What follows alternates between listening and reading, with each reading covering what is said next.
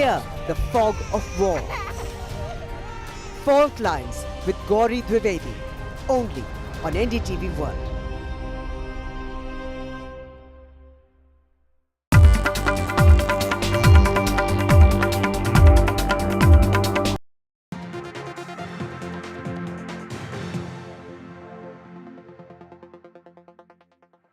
Hello and welcome. You're watching Washington Watch. I'm Gaurie Dwivedi. This is a very special edition of Washington Watch. It's on the 4th of July weekend. As Americans now celebrate, they're also now prepared for what the one beautiful bill is going to do in terms of their economy, their society, their politics. We'll decode that for you on this show, but first up, the headlines. In a major win for the Trump administration, U.S. Congress passed Trump's sprawling tax and spending bill in a significant and hard-fought victory for the president and his domestic agenda. The multi-trillion-dollar bill is set to unlock tax cuts and funding boosts for national security, partly paid for by the largest cut to the federal safety net in decades.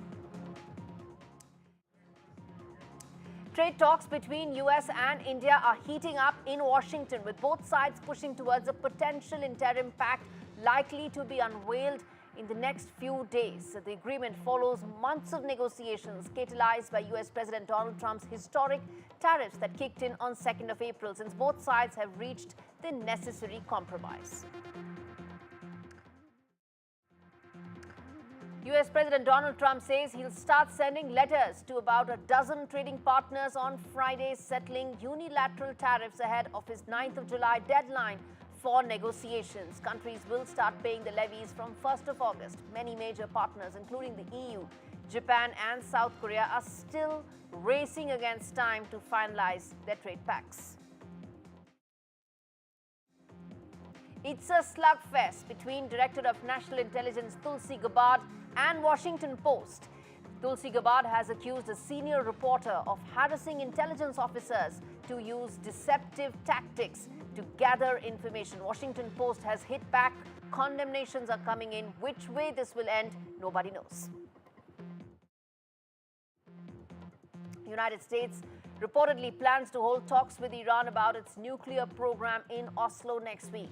A final date has not been confirmed. Neither government has publicly acknowledged the meeting. The planned discussions could mark the first direct contact between Washington and Tehran since American strikes on Iranian nuclear facilities last month.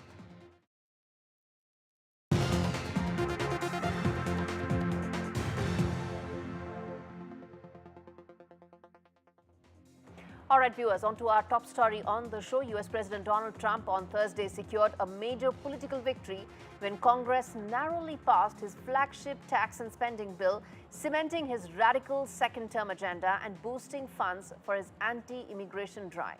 The bill underlined the president's dominance over the Republican Party, which had been wrecked by misgivings over a text that will balloon the national debt.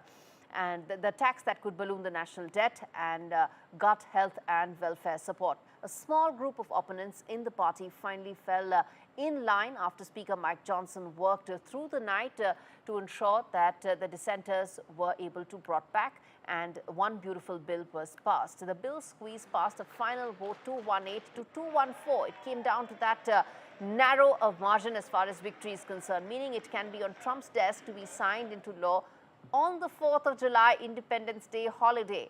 Now, this is him, Donald Trump, cementing his legacy. Now, what does the bill do? It extends tax cuts that were enacted in his first term and that were scheduled to expire. And in addition to that, there are a fresh set of tax cuts. Donald Trump promised these during the campaign trail. Now, on some, they were on tips, they were on overtime pay, all of it totaling up to about $4.5 trillion.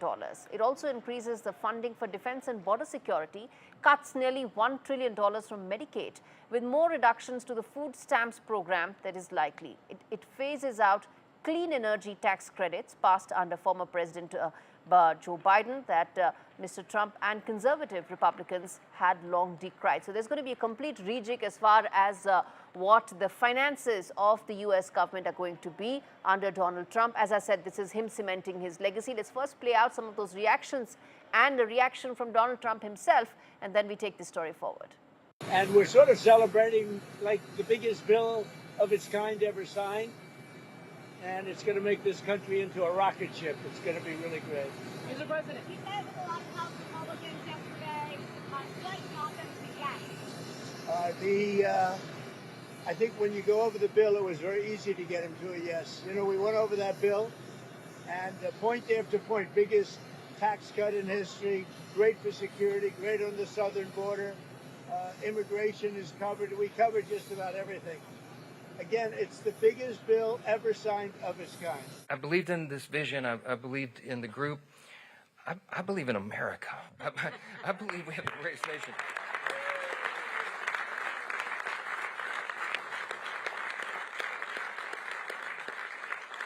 I'm going to say this very simply, and everybody here would articulate it in their own way. We had a tough 4 years before this last election cycle. America we were in deep trouble.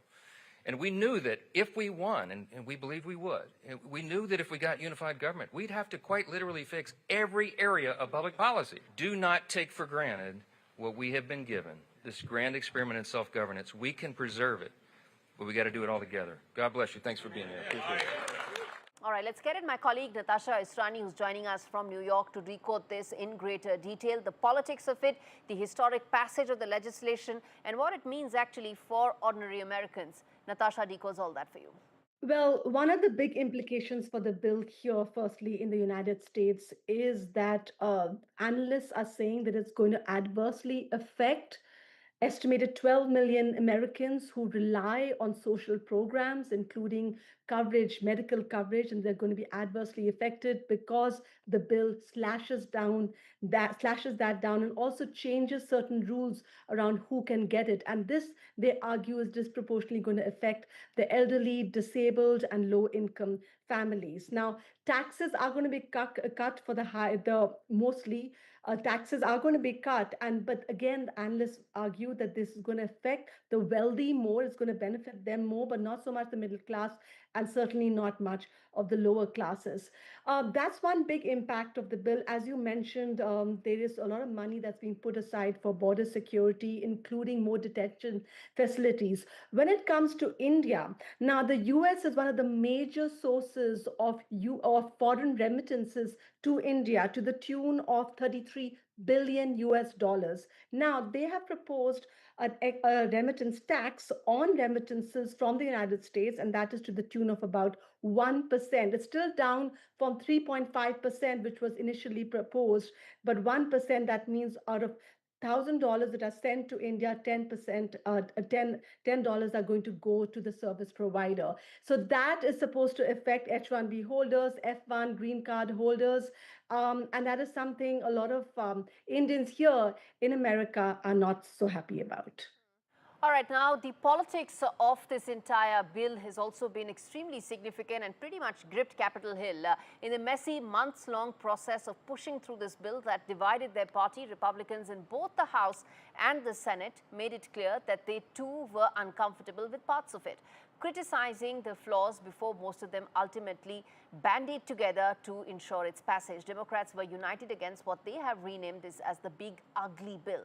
Jeffrey spent more than 8 hours sharing stories of Americans across the country who will be hurt by the bill, which he says takes a chainsaw to Medicare, Medicaid, nutritional assistance for hungry children, vulnerable Americans, all of that likely to be cut. And in fact, the Democrat leader had stacks of binders next to his podium, and he read the stories of people who will lose their health insurance, food assistance, and other crucial benefits. In fact, several of the Democrats were trying to ensure that the passage of the bill goes after 4th of July, missing the date that is so important for Donald Trump. But the slim majorities that were there for the Republican in both the houses, the Senate and the House. Viewers, this is as simple as how we have Lok Sabha and Rajya Sabha.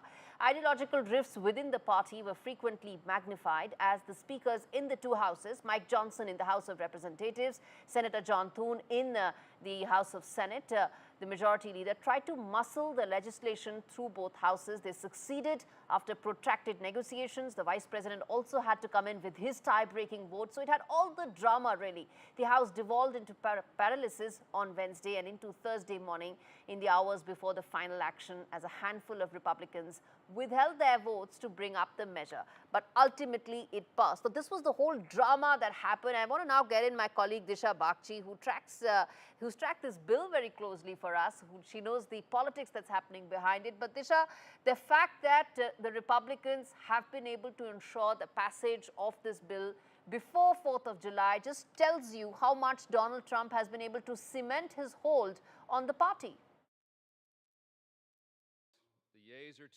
Absolutely, Gaurie. So this bill really exposed the divide between the Democrats and Republicans, but also within the Republican Party itself, because we saw both the moderates and the conservative Republicans really voicing their concerns, really criticizing this bill. Even until the last day, we saw that 5 Republicans were voting no for this bill in the House and making it really impossible for this bill to be passed in the House.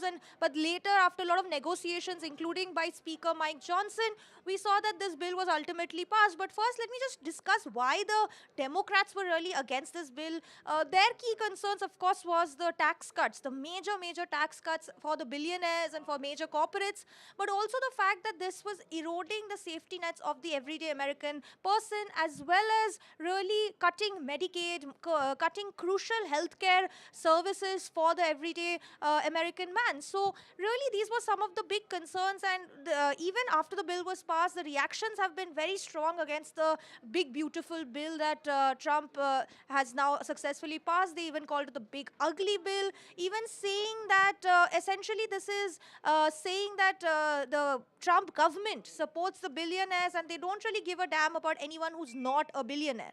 But apart from that, when it comes to the GOP, when it comes to the Republicans, the moderate Republicans, of course, raised concerns about the erosion of the safety nets, about Medicaid, but conservative Republicans believe that this bill was not enough of an America First agenda and that it was adding trillions and trillions of dollars into the national US debt. So that was one of their major concerns. Even as I mentioned, until yesterday, 5 Republicans were voting against it, but ultimately the negotiations really helped pull this bill through House. But as I mentioned, they said that these tax cuts ultimately favored corporates over the everyday worker, which the MAGA voter base and Republicans ultimately support, and it's their major voter base. So really, this bill, not now, even now that it has been passed, it still really exposes that huge political divide that the that America is seeing today, and it's really also political gamble for the Republican Party. They're going to face the midterm primaries next year. So if this bill really does not deliver what it says and is seen as something that's harmful for the American public, they could face a major issue when it comes to the midterm primaries. All right, turning attention now to the other big story that we are tracking, which is the latest as far as the India-US trade deal is concerned.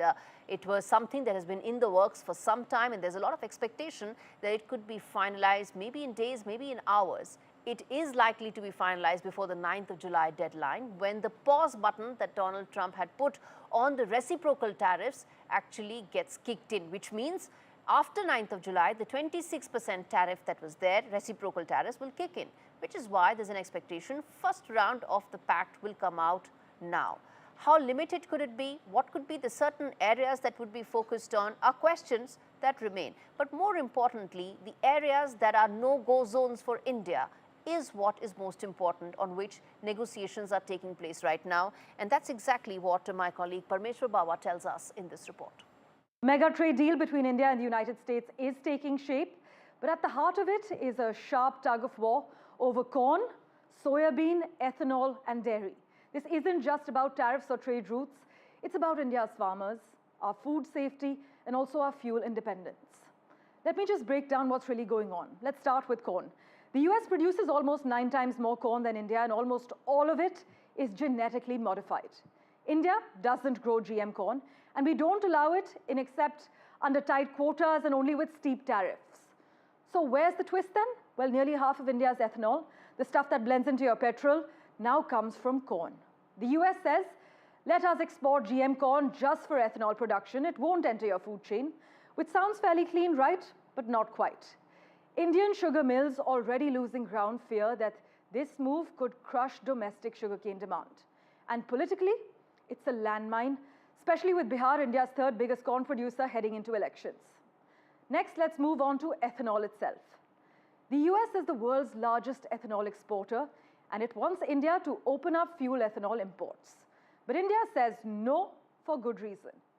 Fuel-grade ethanol in India is more than green energy. It's actually a strategic tool to reduce oil imports and give our farmers a market for sugarcane and grains. Letting cheap American ethanol in, well, that undermines the whole point. Then comes soya bean.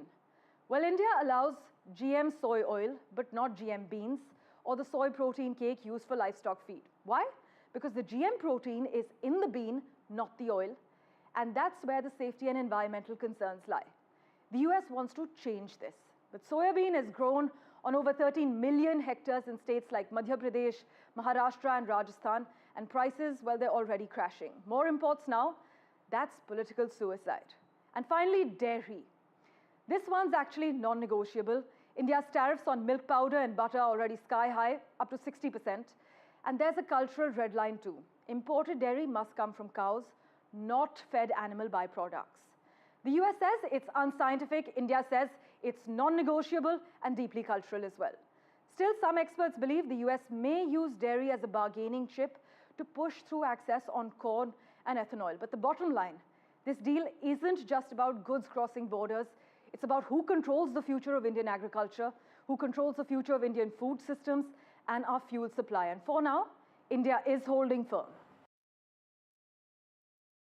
Right, turning attention now to another explosive story that's brewing on Capitol Hill, this time between the National Intelligence Chief Tulsi Gabbard and the Washington Post. US Director of National Intelligence Tulsi Gabbard has come out with very significant allegations against a senior reporter working with the Washington Post. She said that the reporter is harassing intel officials and is using deceptive tactics to gather information. Gabbard alleged that Ellen Nakashima, who's the reporter, bypassed official channels. She in fact used a burner phone. A burner phone, viewers, is one that cannot be traced back. This is the extent to which the reporter has gone as far as Tulsi Gabbard is concerned, to be able to extract some information. This is important because just weeks back you had the intel report that had leaked out from Pentagon as far as the Iranian nuclear sites are concerned. Not totally on Tulsi Gabbard's table, but tells you that what's really happening in terms of the media versus the Trump administration. And this story, this slugfest, is only going to escalate. But where is it likely to head, and how damaging could this be for the government? This report decodes that for you. Intel leaks, burner phones and hidden identities. Sounds like the plot of a spy thriller. That's the fresh flashpoint brewing in Capitol Hill, this time between US Director of National Intelligence Tulsi Gabbard and the Washington Post. Accusing a senior reporter of using deceptive tactics to gather information, Gabbard called the American Daily deranged at a time when the Trump administration is tightening the screw against intel leaks, from US strikes on Iran to other White House drama. Taking to X, the US intel chief alleged that Ellen Nakashima bypassed official channels using a burner phone to call senior intelligence officers and even refused to identify herself as a journalist. She also accused Nakashima of engaging in politically motivated journalism, targeted at harassing her and other intel officers. Nakashima, a national security reporter at the Washington Post, has been part of 3 Pulitzer Prize-winning teams, known for her coverage of intelligence operations and foreign threats. Washington Post executive editor Matt Murray defended Nakashima's work, calling her one of the most careful, fair-minded and highly regarded reporters in the paper, while condemning Gabbard's remarks as unfounded and personal, which reflects a fundamental misunderstanding about the role of journalists who report on government officials and hold power accountable, without fear or favor and regardless of party, wrote Murray. This comes amid escalating tensions between the Trump administration and US media, especially traditional media houses such as Washington Post, CNN, among others. And a week after the Pentagon launched a criminal probe into the leak of a classified Defense Intelligence Agency report on US airstrikes in Iran, which revealed it didn't significantly set back Tehran's nuclear program. Trump also publicly demanded that CNN fire one of its national security correspondents over her reporting. This latest slugfest is yet another flashpoint between the Trump administration and traditional media, which it considers a threat to its domestic agenda. Disha Pakchi for NDTV World. Right, let's now get you the Washington Wrap segment on the show. US Supreme Court agreed to decide whether states may ban transgender students from playing on sports teams that align with their gender identity, revisiting the issue of LGBTQ rights in a blockbuster case just days after upholding a ban on some healthcare for trans youth. 27 states, most of them Republican governed, have passed laws in recent years restricting participation in sports by transgender youth. The court's decision to hear the case comes 2 weeks after the conservative majority delivered a major blow to transgender rights by upholding a Tennessee law that bans gender-affirming care for young people. A Maryland man who was mistakenly deported to El Salvador and detained in one of that country's most notorious prisons was subjected to severe beatings and torture, new court documents allege. Lawyers for Kilmer Abrigo Garcia, who's 29, alleged that assaults from guards within a day of his arrival at Seacourt prison left him with visible injuries. The Trump administration had previously alleged that Mr. Garcia was a member of the Salvadoran gang MS-13, which his lawyers and family have strongly denied. While officials initially said Mr. Garcia could never return to the U.S., in June, he was extradited to Tennessee to face human trafficking charges, to which he has pleaded not guilty. National defense areas will soon cover nearly 1/3 of the U.S. border with Mexico, empowering soldiers to arrest people who cross the border illegally. President Donald Trump's declaration of a national emergency at the border has allowed the army to sidestep a law prohibiting the military from civilian law enforcement. It has got a mixed reception from hunters, hikers, and humanitarian groups who fear being locked out of public lands across a cherished landscape. Listen in to a Border Patrol officer. I want to make it extremely clear. Anyone who enters the United States illegally will be removed. Not necessarily just back to Juarez or to Chihuahua or right across the border, but also into southern Mexico. Individuals will face criminal prosecution under the United States immigration law. All right, viewers, on that note, we slip into a very short break. On the other side of Washington Watch is a very special conversation that my colleague Alistair D'Souza had with Congressman Ami Bera.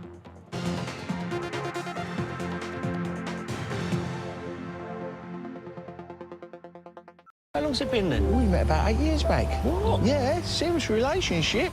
He has this way of looking into my eyes. Knows how to treat me. Gentle, considerate. Did I tell you he owns his own business? I think he's going to pop the question. Better or worse? Better. Our opticians and audiologists own their stores, so your care is their business, which can make them rather popular. Apparently, he's seeing half the town. Book an appointment today. It's great to be helping out before my first grandchild arrives, and after having a few repairs myself, I need to make sure they'll all be protected. Which reminds me, there's more than one way to help protect my family. Welcome to British Seniors, the UK's #1 rated provider of over 50s life insurance. How can I help? Hi, I'd like a quick quote. You've come to the right place. We're proud to offer our seniors lifetime guarantee, with 100% of claims having been paid. We guarantee your premiums will never go up and that you'll speak to one of our specialists in the UK. Wow, that's great to hear. Depending on your age, your loved ones can get a cash payout up to £10,000. And the cover is in place for your whole life. And what's the application like? It couldn't be easier to apply. If you're a UK resident aged 50 to 80, you're guaranteed to be accepted and you can arrange everything in a matter of minutes. There are no medicals or blood tests. Prices start from just £4.52 a month for £1,000 of cover. Wow, that money could help with funeral costs or as a gift for my grandkid. I'll do it. As the UK's #1 rated provider of over 50s life insurance, we're proud to protect thousands of families across the UK.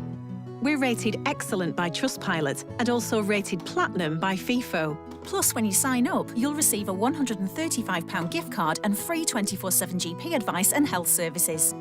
He's going to be named after his granddad. Be proud to protect your loved ones with British Seniors. To get a free life insurance quote today, call our UK team on 0800 781 0770 or visit britishseniors.co.uk.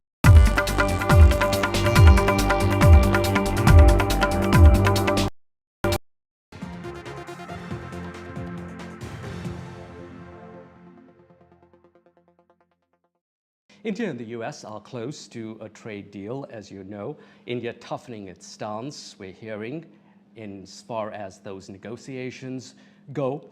The United States, though, telling India that it has a first mover's advantage by going at it sooner rather than later. Do you agree? Again, I'm not in the room. I would not approach trade and tariffs the way the Trump administration's approached it.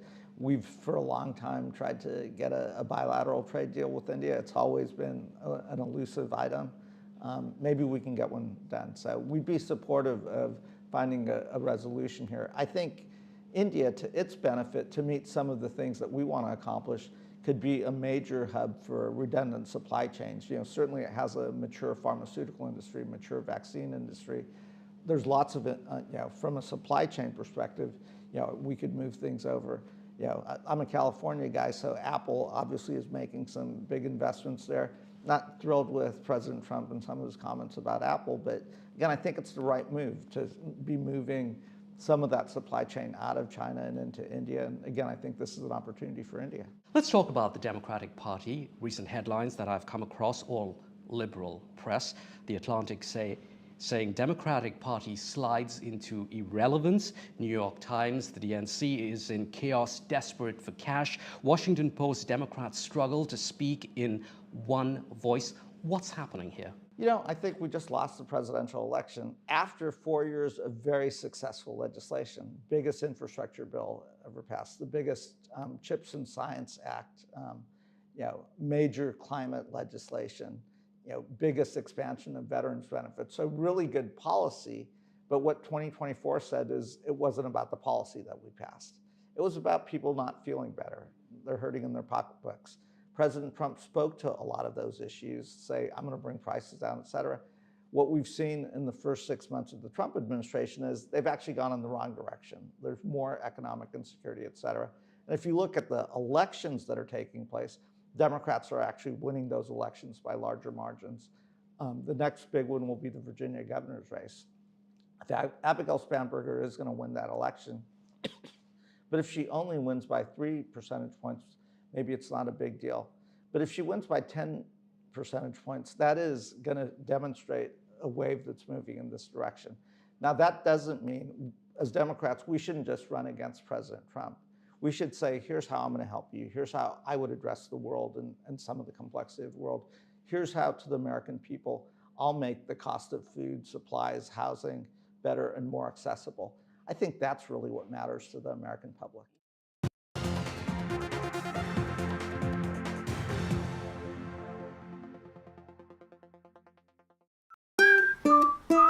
I bought cars on finance, so I've made my claim.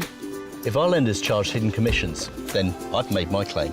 I could be owed thousands. I've made my claim. I've made my claim. I've made my claim. I've made my claim. It's so quick and simple. You could be owed thousands in hidden commissions from vehicles bought on finance since 2007, even without the details. I've made my claim. Trust myclaimgroup.co.uk. Claims made simple.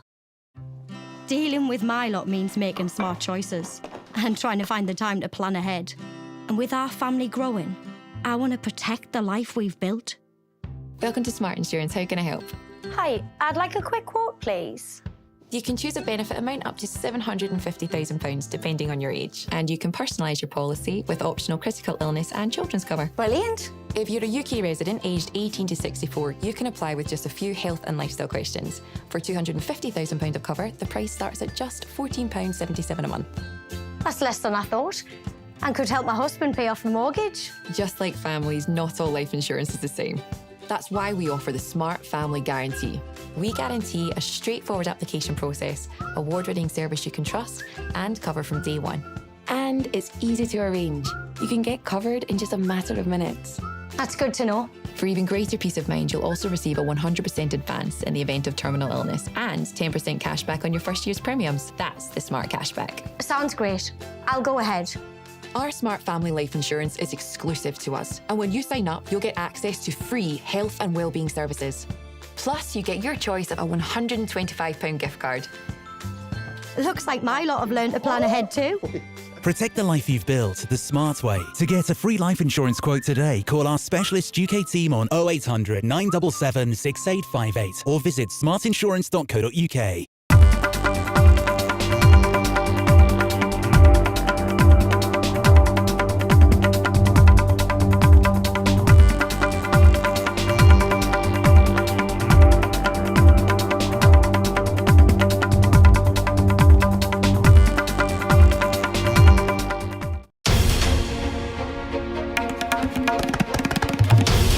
This is NDTV.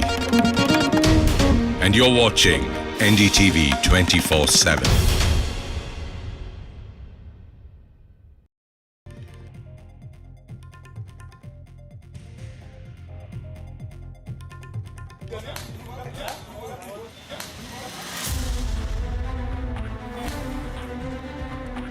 किसने दिया आपको हक कि किसी और नागरिक पर हाथ उठाने का? रेशमा जी, आप कानून है क्या मुंबई के, महाराष्ट्र के? स्वभाषा का अभिमान होना चाहिए, मातृभाषा का अभिमान होना चाहिए, पर उसको आगे करके अगर कोई गुंडागर्दी करेगा तो सहन नहीं किया जाएगा। Why is MNS so desperate? आपके सभी कार्यकर्ता ऐसे मारते हैं लोग।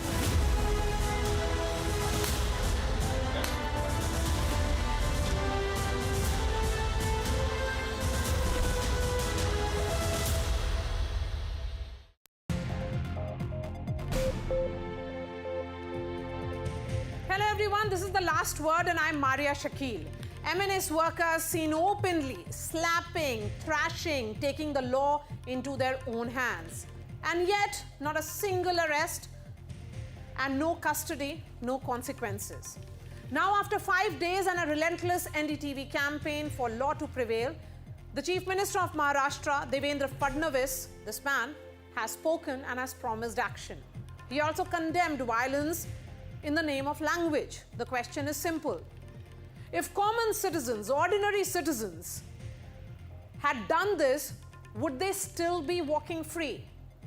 Is political muscle now stronger than legal action? Where is the police action?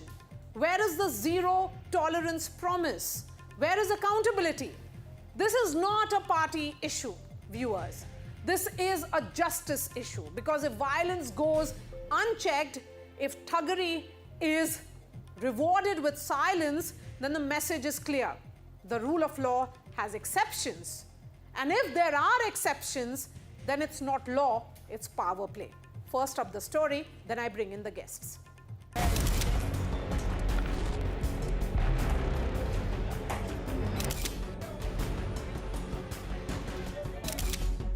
"5 days and a relentless NDTV campaign later, the system is finally shaken. Maharashtra Chief Minister talking tough on MNS thuggery and promising action. इस प्रकार से कोई भाषा के आधार पर गुंडागर्दी करेंगे तो हमारी सरकार उनको छोड़ेगी नहीं, उनके ऊपर कार्रवाई करेगी। मैं वापस कह रहा हूं, स्वभाषा का अभिमान होना चाहिए, मातृभाषा का अभिमान होना चाहिए, पर उसको आगे करके अगर कोई गुंडागर्दी करेगा तो सहन नहीं किया जाएगा। The Chief Minister assurance comes after days of the police and government dragging feet on action on the MNS goons, who were caught on video slapping a shopkeeper for not knowing Marathi. The brutal attack, filmed and shared online, is a stark reminder of the growing menace of linguistic vigilantism in the state. What's equally disturbing, however, is the Maharashtra government's lackluster response to this egregious incident. The 7 MNS workers were detained on Thursday evening, only to be released within hours on bail. Maharashtra Minister Nitish Rane's contradictory statements about their arrest and release have added fuel to fire.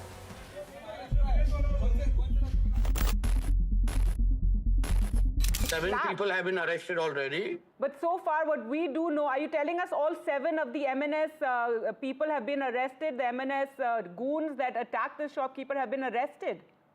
Yes. Initially, Rane confirmed their arrest in an interview with NDTV, only to later clarify that they had only been detained and interrogated with their statements recorded before being released. मैं अपनी मालूमात लेके बात कर सकता हूँ। ऐसी मालूमात मेरे पास तो नहीं है। आपकी सोर्सेज, मैं तो महाराष्ट्र में मंत्री हूँ, इसके वजह से, मगर मैं इतना आपको विश्वास दूंगा, इस तरह से कोई भी अगर हिम्मत कर रहा होगा तो हमारी सरकार उसके खिलाफ कड़ी से कड़ी कार्रवाई करेगी। All this while the MNS leaders have appeared on TV and doled out open threats of more violence. The MNS actions are rank hooliganism, and the government's response has been woefully inadequate. The people of Maharashtra deserve better.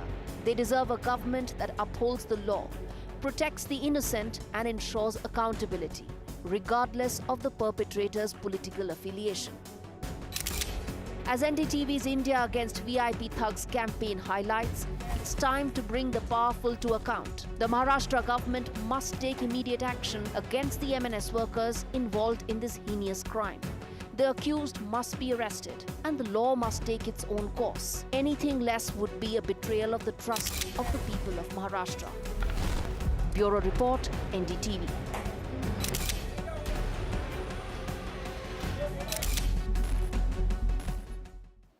Dr. Raju Wagmare is the spokesperson of the Shiv Sena Shinde faction. We have Akhil Chitre, leader of the Shiv Sena UBT faction.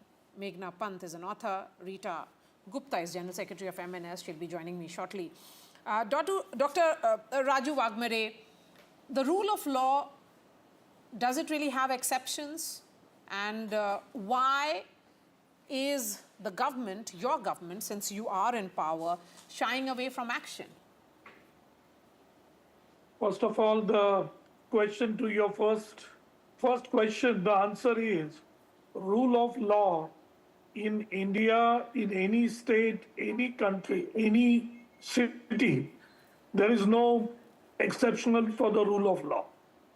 This country is governed by the Constitution, and the Constitution has IPC and other law, and that has to be followed. Okay. So our government, our chief minister is already declared that this kind of vandalism, this kind of aggressiveness, this kind of eating to other peoples will not be tolerated.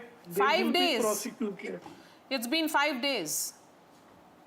Yes, but the government is taking action. Yes. Even what is the action? Our deputy. See. That they are summoned, questioned, and then. No. Then there is no police action. No. They call them. They ask the question. They take their total things what is happening, and the police will investigate, and there will be action because chief minister himself, he is a home minister, so definitely there will be action. Our deputy chief minister, both the deputy chief minister, Mr. Shinde and Mr. Pawar, they both said the same thing. None of that is convincing. It's absolutely nothing is that of whatever you're saying is convincing the viewers, and it's not convincing me either. Rita Gupta is General Secretary of MNS. She is joining us as well. Rita Gupta, this is about getting attention. You have managed to get attention. You have managed to ensure that MNS makes its presence felt in primetime TV. All that is fine.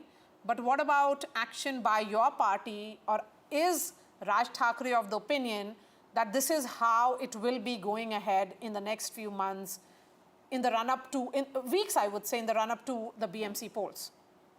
Good evening. Whatever you said, the answer is this, ki whatever is shown on the TV, they only show the half part of it, ki our people are hitting them. But if you want to know the exact thing what happened, these boys went there to ask them the water. Then he gave them the water bottle, and after that they said, Ari, you have a shop here, so you are not Maharashtrian, but do you speak Marathi? He said, I don't know Marathi. So they said, then learn.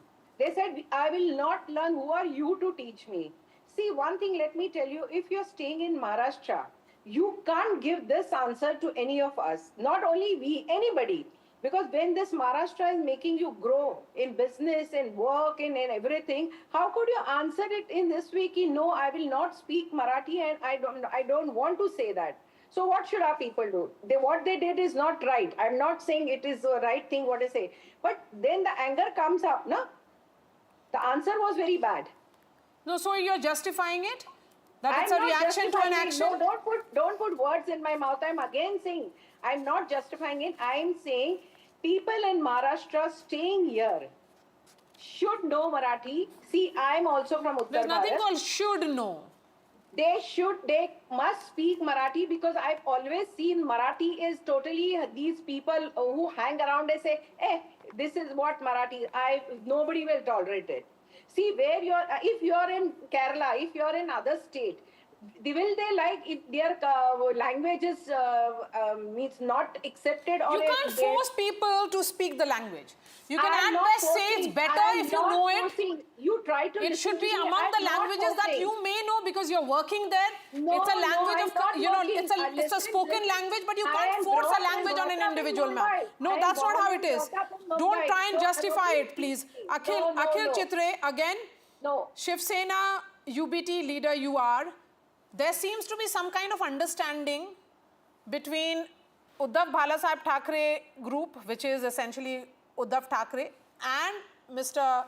Raj Thackeray's MNS, that this is how it will be because it's about the Marathi pride narrative. And both the brothers are going on this competition to get maximum attention and put the focus on Marathi pride, make it about linguistic identity. When Maharashtra is trying to speak a language of inclusion, a language of diversity, but you're forcing it to go in a direction which perhaps would be ancient. Oh, ma'am, good evening, but I couldn't understand. Good evening, ma'am, but I couldn't understand your question. But still, whatever I understood, I would just try and explain. I don't know how did you come to a conclusion that we are in. Are you trying to say that we are trying to be hand in glove with MNS and this kind of incident? No. I'm saying that there is some kind of competition that is happening because two incidents have been reported from Thane district, which is almost like an epicenter, or should I say, the birthplace of Shiv Sena. That's also the district from where the Deputy Chief Minister, Mr. Eknath Shinde, comes from. And that is where we are seeing this Marathi pride narrative in which, non-Marathi speaking people are being forced, slapped, is playing out. It has been done by Shiv Sena. It has been done by your party members. It is being done by the MNS. So isn't it some kind of an understanding? Right. I'll just give me half a minute and I'll clarify everything and it will be put straightforward.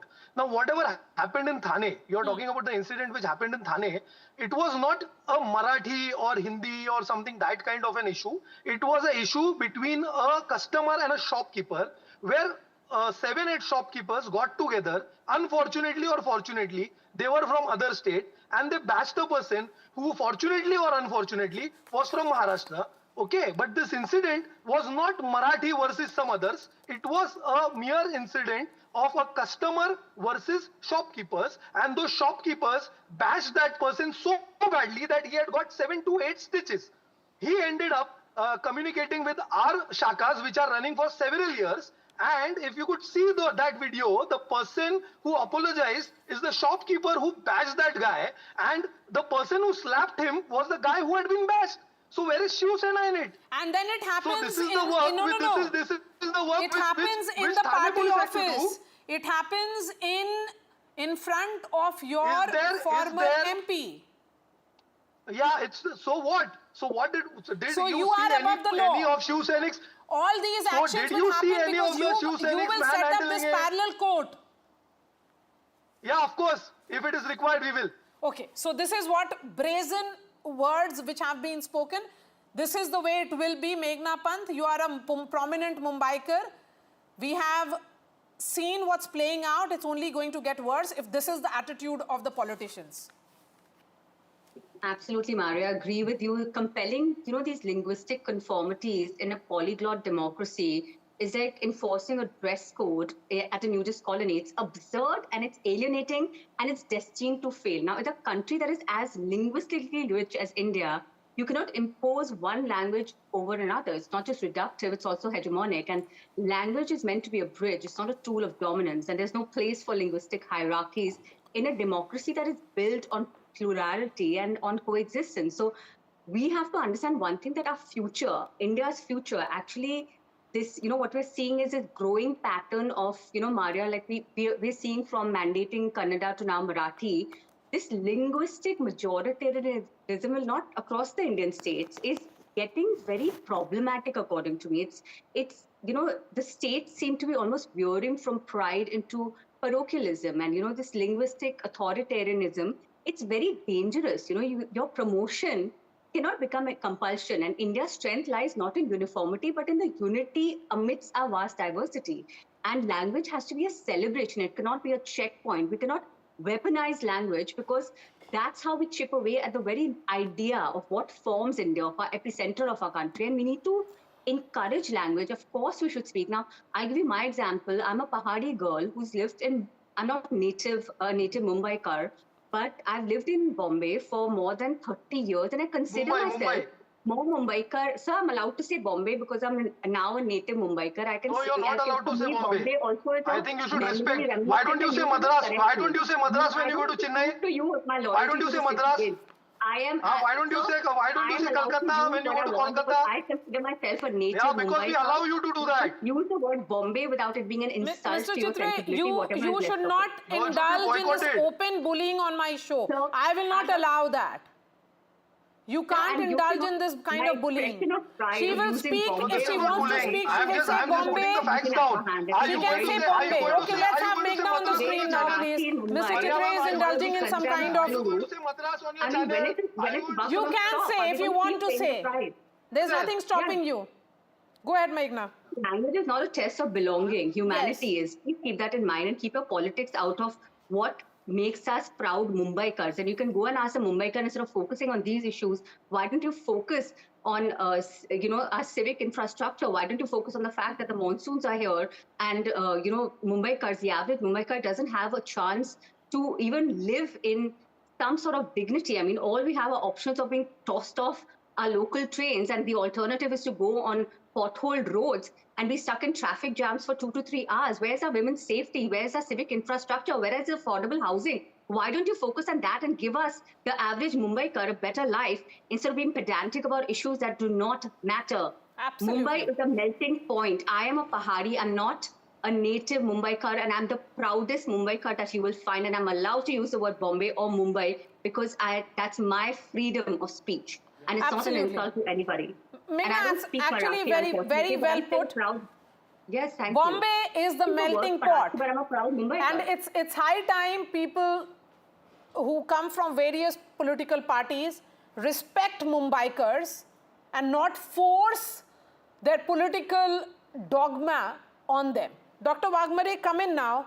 The concern here is of a Mumbaikar. Meghna is a Mumbaikar. She says that she'll say Bombay, and she is not interested in what's playing out by MNS workers, but she wants to ensure that the issues which are more important for Mumbaikars are addressed by your government.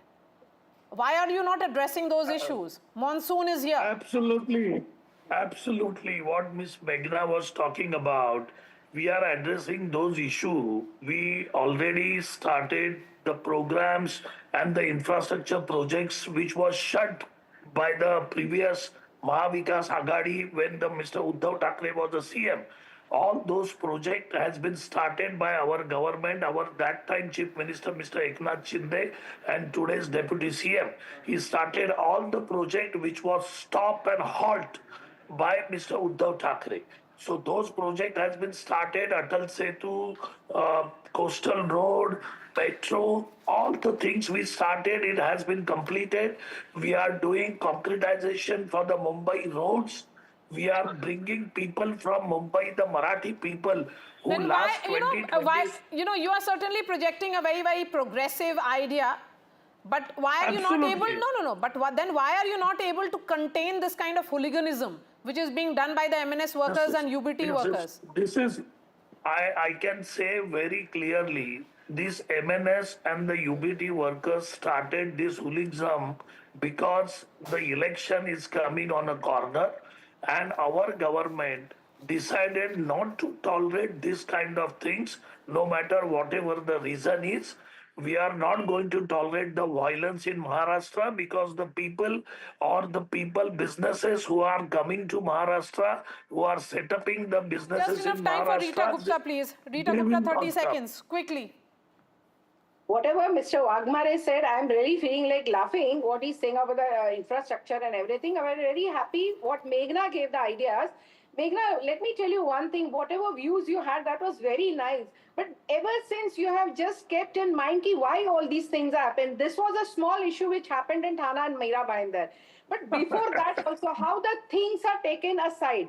Where is the Mumbai, whatever the work has to be done, whatever the, things have to happen in Maharashtra, there nobody's looking into it. Only this one little thing, and that they have made it in such a huge thing.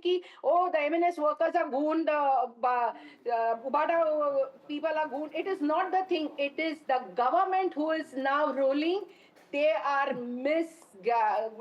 conducting all the things. High time Raj Thackeray takes action against his own party workers. That's what is expected. Of course he Rita will Gupta, take. Meghna Pant, Akhil Chitre and Dr. Raju Wagmere, really appreciate your time. Shifting focus to another story now. A powerful global fashion brand is in the dock. And this time, it's not about style, but stolen identity. A PIL has been filed against Prada, yes, the luxury label, for using the iconic Kolhapuri chappals in their collection without giving credit to the artisans, without acknowledging the heritage, and without honoring the geographical indication tag, which is the GI tag that Kolhapuri chappals proudly hold. The petition by Ganesh Hingmire points to a deeper issue: cultural appropriation without accountability. Mr. Ganesh Hingmire, who is an intellectual property advocate, while Prada accepted that its collection is inspired by Indians, the acknowledgement only came in after facing widespread backlash. The petition says, and I quote, "The Kolhapuri chappal is the cultural symbol of Maharashtra and has special public sentiments attached to it. The brand has privately accepted that its collection is inspired by Indian artisans. However, this acknowledgement surfaced only after facing widespread backlash on various social media platforms. This acknowledgement was given to the private entity and not to the applicant makers of Kolhapuri chappals, GI, registry government, or the public at large." It goes on to say that the brand has not yet issued any formal apology, along with damages, compensation, and an entitled remedy, and the statement appears to be merely a superficial attempt to deflect criticism. The petitioner has also criticized global fashion brands for copying traditional Indian designs like brocade, block printing, bandhani, sharara, and sari. This comes as Dior is also under fire for showcasing an intricately crafted coat at the luxury label in Paris on June 27th. The coat stood out because of its use of Mukesh work, a metal strand embroidery technique from Lucknow. However, the Indian artisans were not given their due credit, triggering a backlash. India's artisans, ladies and gentlemen, whoever inherited the legacy of Kolhapuri craft for generations, are now watching it walk the global runway. However, they have been stripped of their name, their history, and their dues. There has been public backlash, but no apology. There has been outrage, but no compensation. So the question that I ask on the show tonight: can global brands profit off our roots while pretending they don't exist? This is more than just a copyright battle. It's a fight for recognition, for respect, and for rightful credit. Because when heritage is hijacked, silence is not an option. Joining me on the show, Mayank Chaudhary is our stylist and fashion editor of NDTV. Ganesh Hingmire is petitioner and intellectual property advocate. Karan and Leon are designers and founders of Carleo. So welcome to this broadcast. Mr. Ganesh Hingmire, thank you for that PIL. It was needed, and thank you for taking this issue up so passionately. But are you hopeful for some kind of compensation for the Kolhapuri artisans?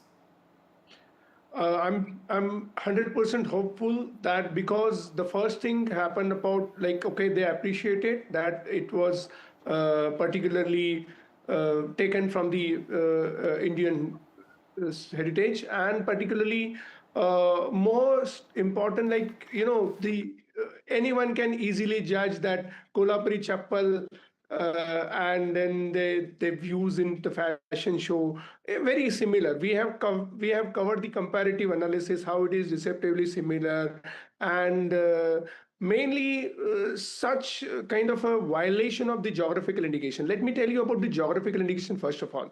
And geographical indication is an intellectual property right. That's community's intellectual property right, and that particularly the Kolhapuri chappal already received the geographical indication. There is a law in India called Geographical Indication Protection and Registration Act 1999. And as per this act, only community which is involved in that particular production is entitled. And if someone without their permission use or deceptively similar made any kind of product, so then there is a violation and there is a provision to take an action against the infringer. So geographical indication is a community's intellectual property right, and here in particularly Kolhapuri chappal, clearly violation is there. Along with that, there is again violation of fundamental rights. Okay, but I want to understand from you, Mr. Ingmire, because this is a GI infringement case. Does it lead to any kind of, compensation? Yes. You would have filed similar cases in the past. And how is this case different from an intellectual property case? See, this is also an intellectual property right. See, there are different types of intellectual property right. Patent is an individual's intellectual property right. Trademark, visual symbol, like a Tata, Mahindra, etc. That is a different intellectual property right. Copyright, you mentioned about the copyright. That is for literary and artistic work. But for geographical indication, there are three kinds of goods which are entitled for the GI registration. Number one is an agricultural good. The best example is the Darjeeling tea. Number two is a manufacturing good. The best example is a Goa Feni. Either of the activity need to be carried in that vicinity or that particular area. And number three is the third kind of a category of goods which can get the registration is a natural goods. The best example is a Makarana marble. So community when create something unique, so that is where you can say that community is entitled to get the special kind of recognition, special kind of rights. That is a geographical indication rights. So that's a community's right. And we enacted our law because of the World Trade Organization. So there is a nexus. You will find an international nexus with the GI Act.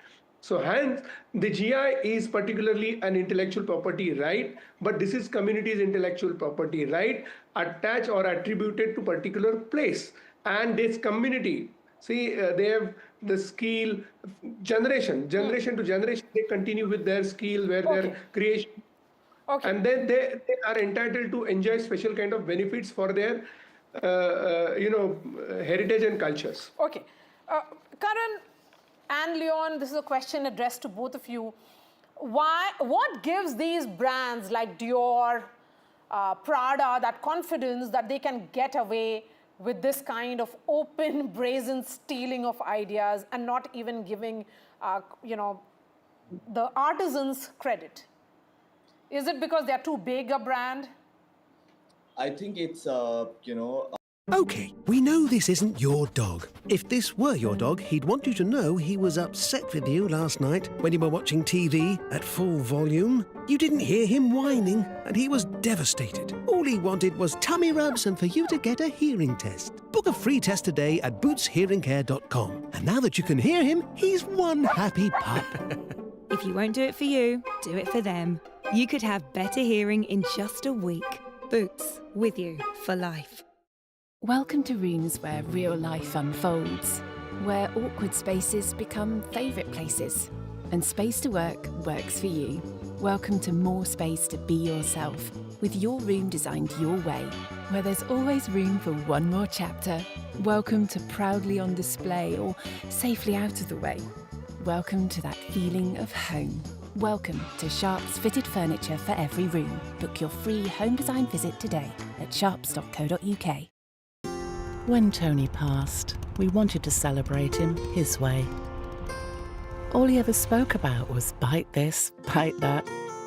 I'll never forget our first date. Huge grin on his face as he rode up on that big noisy thing.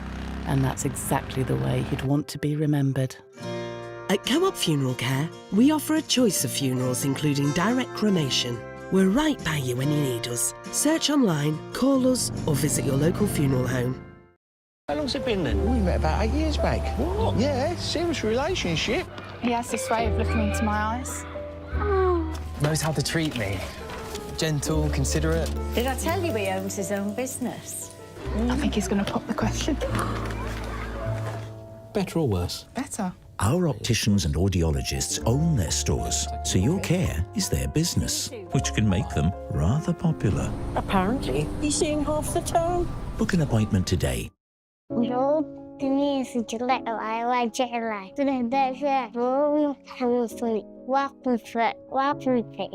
أنا أخواتي بيموتوا من الجوع ما شو تغذية كمان بيغوا بالليل بيبكوا من الجوع يعني ما بنحسن يعني نعمل لهم أكل أيام كتل ولهم فلا من قهر فين مليون جنيه فين مليون يا شغل. For Khaltoon, Tariq and Basira, seeing their siblings suffer from malnutrition is heartbreaking. They are among millions of children caught in a worsening hunger crisis. Across the world, families are struggling to find food because of conflict, displacement, and extreme weather. Your £5 a month can help us provide life-saving food and medical care to help families with lasting solutions to beat hunger. No child should go hungry, so please donate today.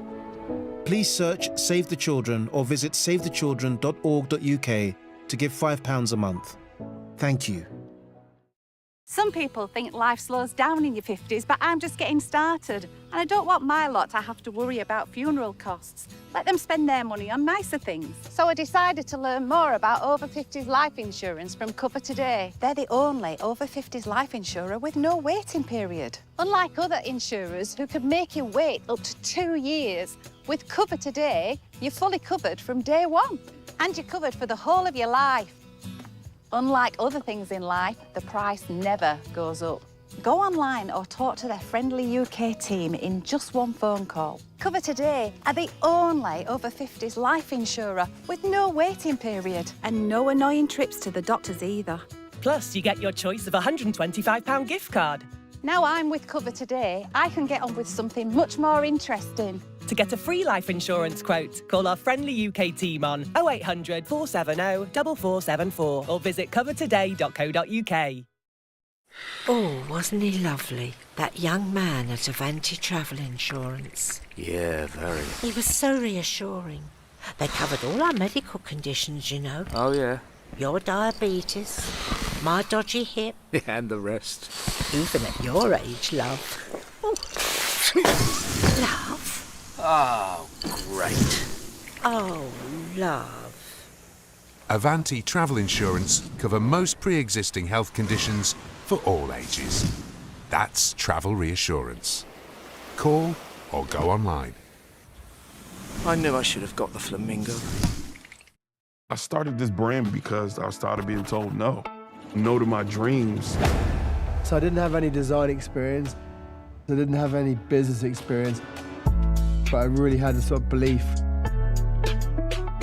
Running a business is really challenging, but I love it.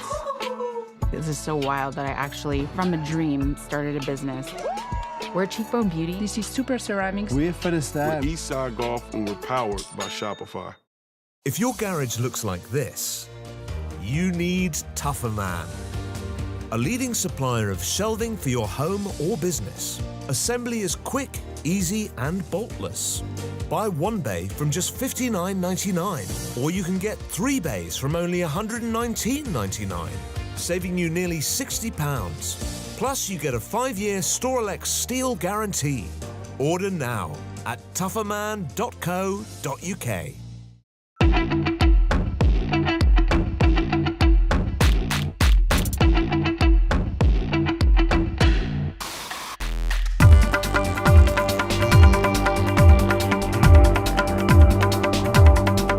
Limit. It has to be defined, and court may go to some extent that to support the artisans, and only the section 22 mentioned about the damages, compensation, recognitions, and should not be any violation, and that's what GI Act is all talking about. But let's talk about the statutory right. That's a fundamental rights, violation of the fundamental right, which is there as per the Indian Constitution is concerned, Article 21, which includes right to life, right to livelihood. Further, cultural identity is also covered in the Article 21. So the PIL is also talking about that Article 21.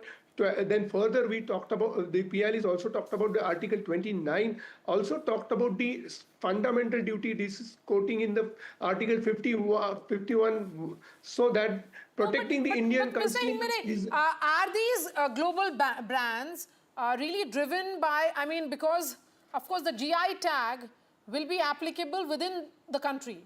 If these fashion shows are happening in Paris or in other parts of the world, can they really get away with it? Because of Good question. I really appreciate this question. I'm really happy for the first time such kind of question. See, first of all, let me tell you how we enacted the Geographical Indication Act in India. I mentioned in the beginning that we enacted GI Act particularly through WTO's TRIPS agreement. WTO, we all know, World Trade Organization, and TRIPS agreement is a trade-related aspect of intellectual property right. There are 3 articles you will find in the TRIPS agreement: Article 1, Article 2, and Article 3. So we enacted this law through an international arrangement. So there is an applicability. You will find the previously the Scotch whisky fought the case in India, and they have stopped the Indian to start or run the Scotch, sell the Scotch whisky. So there is an enforcement mechanism which we can adopt, and probably that should be done. I mentioned before also about the Darjeeling. Darjeeling fought many cases. No one can use Darjeeling fought the cases in abroad. But if something is happened at international platform, and since we are a member of WTO, since we are a signatory to the TRIPS agreement, we have certain remedies, and then we can take it to the. Perhaps what is becoming clear is that it's going to be a long legal battle. That's what it looks like. That's what it looks like. And Prada, Dior can very well get away with it. One may say then, Leon, that they would be graceful if they accept and give credit. But given how complicated this entire intellectual property, legal system is, they can very well get away with it. No, they cannot. Indian legal system is strong enough. Indian constitutional law is absolutely enforceable, and court of law particularly giving a special attention for the India's intellectual creation. And when it comes to the tradition, but culture, where are these cases fought? Where will this case be fought? We have, International Court of Justice. There is a separate commercial court established right now in India, and there are fastest possible remedies available. And then that's what had happened in yes, India. Fine. And that's happened. Leon, I have just 30 seconds for you, and then I'll give the last word to my friend here, Mayank. There is clearly an attempt to hijack our heritage, hijack what has been carefully preserved by our artisans. And global brands have this great degree of arrogance, or should I say elitism, because of how big they are. No, I'm honestly very glad to be on the show, to be hearing both sides of the story. In fact, I'm very happy as a designer that there is a code that protects the designs to that extent. From what I've understood is that if you sue somebody for copying a design, firstly, you have to prove that that design belongs to you. Secondly, you have to prove that the design copied is exactly copied to the T. So after hearing so much, I feel maybe it's a great idea. It's, of course, recognition has to happen, and I hope it works out. Yes. Mayank, one may say that Prada should do its part, but it has also ensured that Kolhapur and Kolhapuri chappals get the right kind of eyeballs. that everybody will go and buy a new pair of Kolhapuri chappals? Absolutely. I think Prada, by mistake or intentionally, has done a brilliant thing for our culture. And, you know, as Indians, as you've mentioned, whether be it brocade, bandhni, you know, chicken curry, anything, it makes us feel very proud. Yes. Because if we take all of that away, Western fashion will have nothing but corsets and black suits. That's actually very well put. Yeah. I love those chicken curries in particular, and those brocade. They are absolutely, you know, outstanding, particularly those embellishments with which they come. Thank you so much for joining us, Karan, Leon, Ganesh, Shingmire, and Mayank here in the studio. A quick break, and then we return with something which is happening right here, just 100 kilometers from Delhi.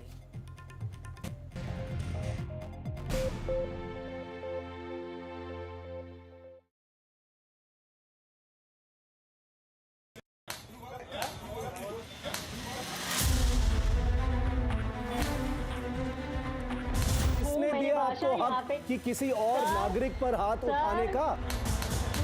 Reshma जी, आप कानून है क्या मुंबई के, महाराष्ट्र के? स्वभाषा का अभिमान होना चाहिए, मातृभाषा का अभिमान होना चाहिए, पर उसको आगे करके अगर कोई गुंडागर्दी करेगा तो सहन नहीं किया जाएगा। Why is MNS so desperate? आपके सभी कार्यकर्ता ऐसे मारते हैं लोग।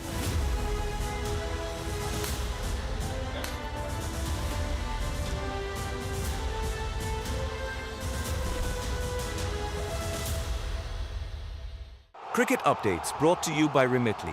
Send money home safely with Remitly. I've bought cars on finance, so I've made my claim. My lenders charge hidden commissions. I've made my claim. I could be owed thousands. I've made my claim. I've made my claim. I've made my claim. It's so quick and simple. You could be owed thousands in hidden commissions from vehicles bought on finance since 2007, even without the details. I've made my claim. Trust myclaimgroup.co.uk. Claims made simple. Now that retirement's here, it's time for me to focus on the things that really matter in life, like making sure my family can manage funeral costs when I'm no longer around. Which reminds me, welcome to British Seniors, the UK's #1 rated provider of over 50s life insurance. Hi, I'd like a quick quote, please. No problem. We're proud to offer our seniors lifetime guarantee. With 100% of claims having been paid, we guarantee your premiums will never go up and that you'll speak to one of our specialists in the UK. UK residents aged 50 to 80 are guaranteed to be accepted. Depending on your age, your loved ones can get a cash payout up to £10,000. That money could help cover my funeral costs or be a gift for my grandson. I'll do it. Plus, when you sign up, you'll receive a £135 gift card and free 24/7 GP advice and health services.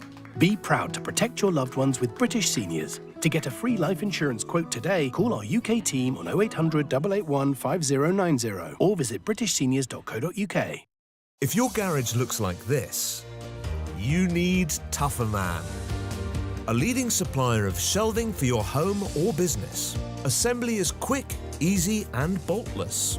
Buy one bay from just $59.99, or you can get 3 bays from only $119.99, saving you nearly £60. Plus, you get a 5-year Storelex steel guarantee. Order now at tougherman.co.uk. Name of Lord Shiva, carrying the holy Ganga Jal on their shoulders. It is faith in motion. But tonight, there is another side, a troubling side, that must be questioned. Why is it that every year, along with the Kanwar Yatra, we also see the rise of vigilantism? Why are fringe elements in the name of religion threatening shops along the way? Who gave them the right to act like parallel policing units? Is this devotion or domination? Is this bhakti or fear being weaponized? Let's be clear, no faith justifies lawlessness, and no democracy should bend before mob rule dressed as religiosity. The Kanwar Yatra is sacred, but it must remain so, free from fear, free from force, and free from the politics of intimidation. My colleague Ankit Tyagi spent the day today in Muzaffarnagar in Western Uttar Pradesh, talking to dhaba owners who fear for their business and also confronting the vigilantes who remain brazen. Watch this report. A controversy in Uttar Pradesh ahead of the Kaaba Yatra. Hindu groups conducting checks at dhabas to see if they employ Muslim workers. In one such raid, a Muslim man named Tajamul was found working under assumed identity of Gopal at a roadside dhaba to protect himself from Hindu groups. The incident took place at the Pandit Ji Vaishno Dhaba located at National Highway 58 in Muzaffarnagar. The dhaba has since been shut after the protests. Tajamul told NDTV he adopted a Hindu identity out of fear under instructions of the dhaba manager. जी क्या नाम आपका? तजम्मुल. तजम्मुल. उस समय गोपाल क्यों बताया था अपना नाम? उन्होंने रखो डर के मारो. डर के मारो. This dhaba actually, NDTV's Ankit Tyagi went to Muzaffarnagar to find the real picture. The Kaaba season is back in Muzaffarnagar, and with that is also the controversy once again in this district, which has seen a lot of tensions in the past between the communities living here. Now, the latest round of escalation or tension started with some self-proclaimed investigators who came to various roadside eateries or dhabas, as they are known as, to try and check who are the owners, who are the people, those who are serving it in the name of Shuddhata or purity for the people, for the Kavariyas, the Yatra, which is about to begin from 11th of this month. The dhaba has been shut for days now, and the manager asked, how can these groups come to do random checks at their installations? कोई अगर बाहर का आता है, जैसे कि आपका जो फ्रूट वाले आ रहे हैं, ठीक है, जायज़ है, वो चेकिंग कर रहे हैं, या कोई एसओजी वाले आ रहे हैं, कोई गलत रेट नहीं ले रहे हैं, कोई वो कर रहे हैं, वो ठीक है, लेकिन आम आदमी को किसने अधिकार दे दिया कि ना आप जाके आईडी चेक करिए? मुसलमान हिंदू के पास काम कर रहे हैं, हिंदू मुसलमान के पास कर रहे हैं, ज्वाइंटेड होता है. The owner of the dhaba, who lives in Meerut, in a phone conversation told NDTV she decided to shut shop and that cops have refused to act on her complaint. अभी आपको किसी ने बोला ढाबा बंद करने के लिए या कुछ? हाँ सर, ज्यादा परेशान कर रहे हैं लोग, तो फिर क्या करता है? वो जिसकी जमीन है उसने भी मना कर दिया कि भाई मेरा ढाबा अपना सामान उठाओ और खाली करके जाओ. आपने इसके बारे में कोई पुलिस कंप्लेंट वगैरह की है क्या?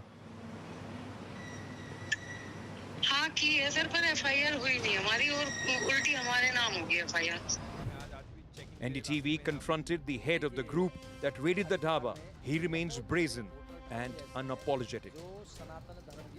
जानकारी लेना खान पान के संबंध में प्रत्येक नागरिक का कर्तव्य होता है और आधार कार्ड इसलिए बनाए जाते हैं कि जिससे किसी की भी पहचान हो जाए. लेकिन वहाँ पंडित विष्णु ढाबा तो लिखा हुआ है, लेकिन उसके जो संचालक और कर्मचारी हैं वहाँ सनातन धर्म के लोग नहीं थे, तो फिर हम थोड़ा ही वहाँ देते. फिर हमने उन्हें एक चेक किया, भाई एक काम कर, इसको जो तैने पंडित ढाबा लिखा है इसको हटा दे, 24 घंटे का समय है, इस पर या तो अपना नाम लिख. NDTV team also witnessed a live check at another dhaba by another Hindu group of vigilantes. They asked the name of the dhaba owner and told him to remove eggs from the dhaba for the period of Kaaba Yatra. The vigilantes, when confronted, maintained they would do as they please. यो हमारा मुजफ्फरनगर ऐसा शहर है, यहाँ पे जब करोड़ों भोले भक्त गुजरते हैं तो उसमें हम लोगों का दायित्व बैठता है. यहाँ सुप्रीम कोर्ट या सरकार न्यायिक देने में बहुत कुछ हो जाता है, क्योंकि जब यहाँ इतने करोड़ों भोले भक्त यहाँ से गुजरते हैं, उसमें अगर जरा सी भी कोई घटना घट गई तो प्रशासन को व्यवस्था बनाने में बड़ा समय लग जाएगा. हम अपना काम कर रहे हैं, जब सरकार नहीं कर रही तो हम कर रहे हैं, हम अपने सनातन के लिए कर रहे हैं. This is the gist. Largely, this is the gist that we will do whatever we feel like, because we feel like that this is what our role is. This is where the administration needs to step in and see whether there are people, those who can enforce their will going across this road, or there should be people that it should be institutionalized by the government, because this is something which is an absolute, violation. Muzaffarnagar, Bureau Report, NDTV. Shantanu Gupta is a political commentator. We have Ghanshyam Tiwari, national spokesperson of the Samajwadi Party, also Sharad Trivedi, who is the spokesperson of the BJP. Sharad Trivedi ji, सरकार आपकी है, law and order maintain करना आपकी जिम्मेदारी है, कैसे होगा ये? First of all, whatever I've heard on your channel, that is totally wrong. We do not accept it. The country does not accept it, and the police and the administration is going to take strict action against the people who have been doing it. But it Now, happens every year. I want to read out a couple of lines of the order of the Uttarakhand government, just 2 or 3 lines. In preparation for the upcoming Kanwar Yatra, the Uttarakhand government has ordered all the food vendors along the pilgrimage route to visibly display their license or registration certificates. The key word is all food vendors. No caste, no class, no community, no race, no religion. So registration certificates, Mr. Dwivedi, one moment. Registration certificates are issued in names. And that's an indication strong enough what it means. Yes, of course.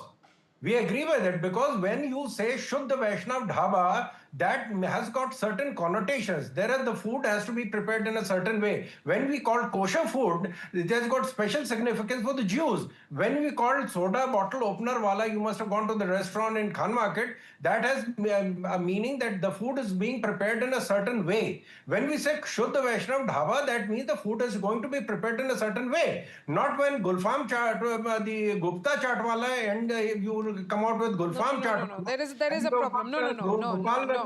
Masquerading as Mr. Dwivedi, that's a wrong interpretation.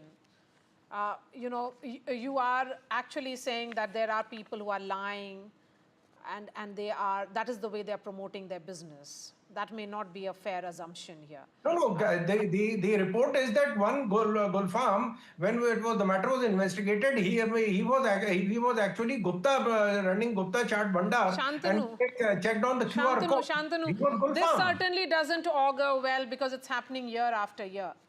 Why are we seeing such sharp fault lines right on the surface?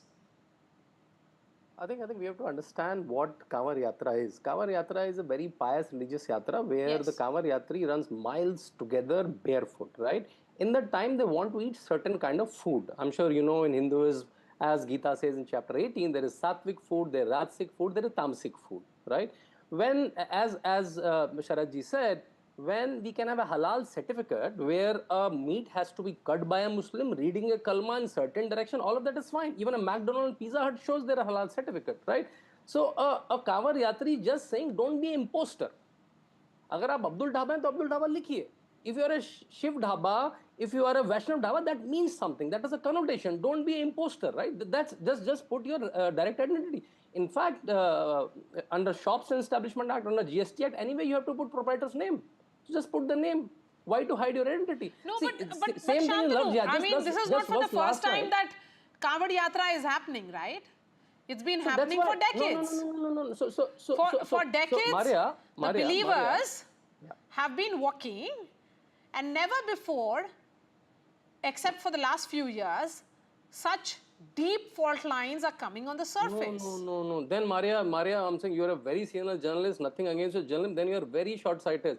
Just go to NDTV archives. Just before 2017, there are multiple fights among Kanwar Yatris and this, because those days there was not easy to identify. These days just by Paytm you can identify, because the Paytm is the name of the owner largely, right? There are multiple fights. Administration has to reap in many times when these fights happen, because they want to eat a certain kind of food. कि भाई वो कहते हैं जिस करची में आप non-veg पका रहे हो उसमें नहीं पकाओ, एक certain तरह से मेरा खाना पकाओ. During this yatra, I'm doing a very pious yatra. I'm running miles together. And this is only with the food, not with other things. You know the kamar, the wood kamar that's made by a lot of Muslims of Jwalapur. Jwalapur is a major wood market. That's, people have no problem, people buy from them. But food that you intake, there is a certain sanctity to the food. There are a lot of nuance to the food, and as Sharaji said, different religions have their own nuances. कोई कहता है कलमा करके काटो, कोई कह रहा है ऐसे करके काटो. Just provide that right to Hindus also. Vigilantes, nobody will agree. But again, see, a lot of NGOs do a lot of things.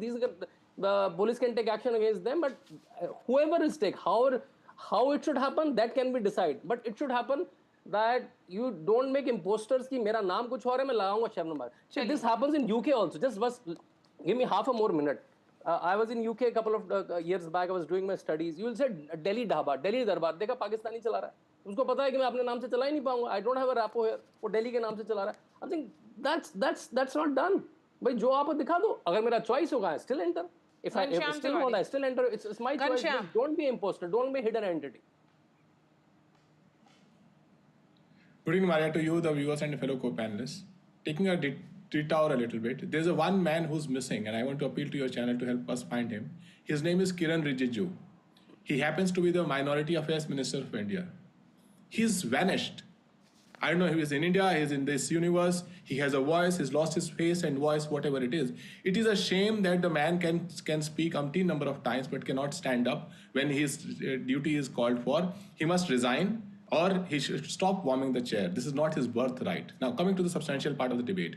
With logic of Gaurie Dwivedi and Shantanu, all the Chinese food restaurants should only have Chinese running them, or people who can claim that they are Chinese. All the Punjabi food restaurants should only have Punjabi is running them.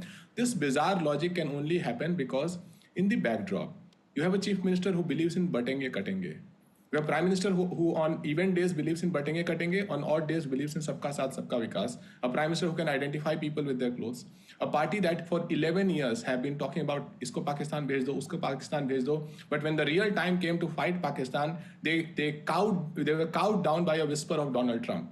So in the face of this party is poisoning everybody by these ways, which will only defeat the poor. It will not defeat the Adanis, it will not defeat the Ambanis, it will not defeat the richest. It will defeat the poor who's providing livelihoods to various people. And how will you determine? Think about it. Today, when you are offering the fruits to the deity, what are you thinking? Are you praying the deity, or I think this fruit came from a Muslim's fruit basket or a Hindu's fruit basket? This food that I'm giving to deity, did it come from a Hindu's field or a Muslim's field?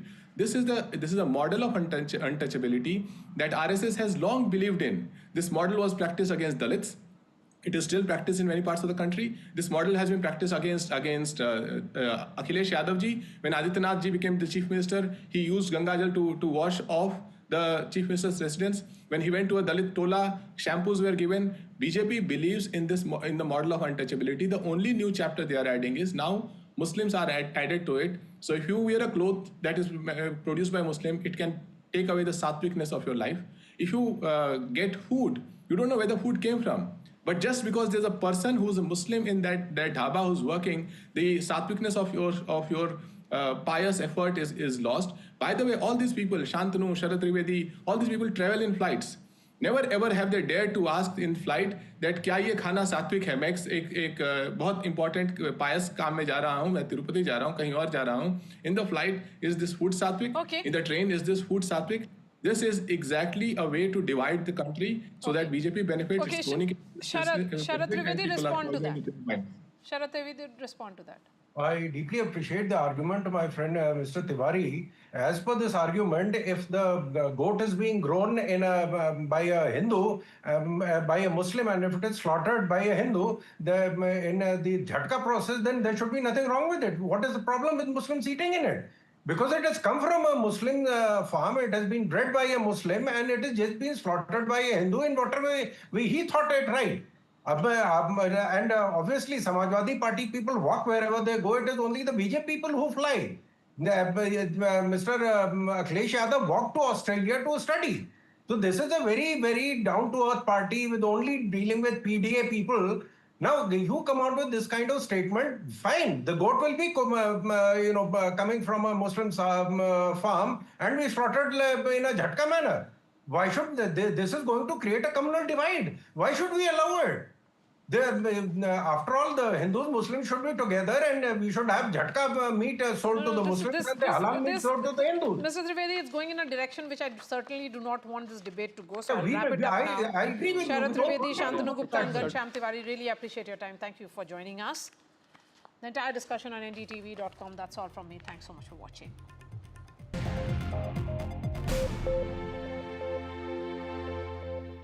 It feels good knowing that your future's in hand. Evlo can offer you a loan from £1,000 to £15,000, whether it's for home improvements or for some of life's big moments. Evlo looks beyond your credit score and always takes a case-by-case approach. Visit evlo.co.uk to get your conditional decision in minutes.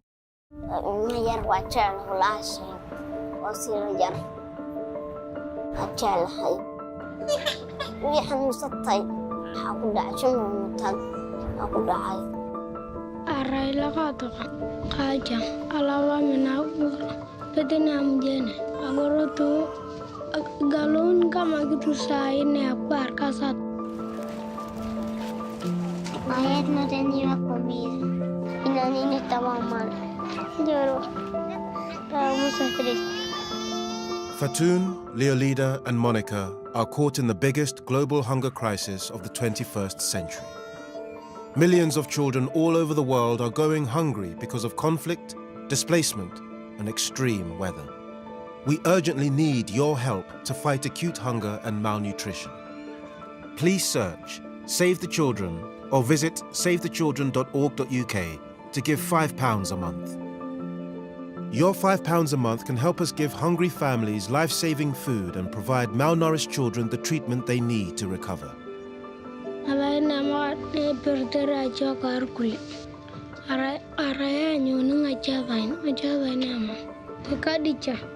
No child should go hungry, so please donate today. Search Save the Children or visit savethechildren.org.uk to give £5 a month. Thank you.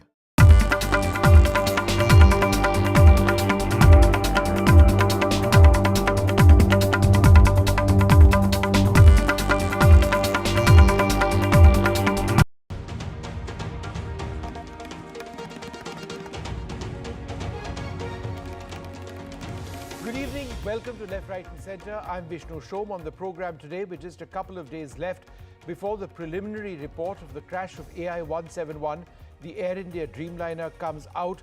We are joined by one of the world's leading aviation litigators at a time when there have been concerns that the compensation process has been obtuse, certainly for those in the United Kingdom. Remember that there were more than 50 British nationals who were killed in this crash. But what about Boeing? What about General Electric? Boeing, the manufacturer of the aircraft, General Electric, the manufacturer of the engines. Is this an out-and-out pilot error issue, or is there a sense among experts now that this could be a larger issue, one that could potentially impact the Dreamliner in operation, not just with Air India, but possibly even around the world? With approximately a week to go before the preliminary report of AI-171, the crash report, comes out, there's a great deal of concern among families about the entire compensation structure. Besides anything else, they really want to know about what went wrong. Approximately 260 people lost their lives when the Air India Boeing 787 Dreamliner crashed shortly after taking off from Ahmedabad on a flight to London Gatwick. There were more than 50 British nationals on board that aircraft. Representing some of them is James Healy-Pratt, an aviation partner with Keystone Law, London. Thanks very much, Mr. Healy-Pratt, for being with us.